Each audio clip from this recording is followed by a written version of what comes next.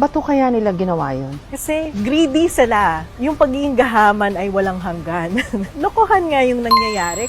Hiningan namin ng opinyon ang dalawang dating mataas na mga opisyal ng gobyerno at ngayon madalas ding magbigay ng mga pahayag online. Si dating Finance Undersecretary at Professor Shelo Magno at dating Commissioner ng COA na si Heidi Mendoza. Ano masasabi nyo dito sa ginagawang investigasyon sa mga kinurakot na proyekto ng gobyerno? Very interesting kasi natutok ulit yung atensyon ng mga taong bayan dito sa mga matinding usapin ng korupsyon kahit alam naman natin nangyayari na talaga to at matagal nang nangyayari to, no? But it also sets an expectation sa Pangulo na may gagawin siya dito.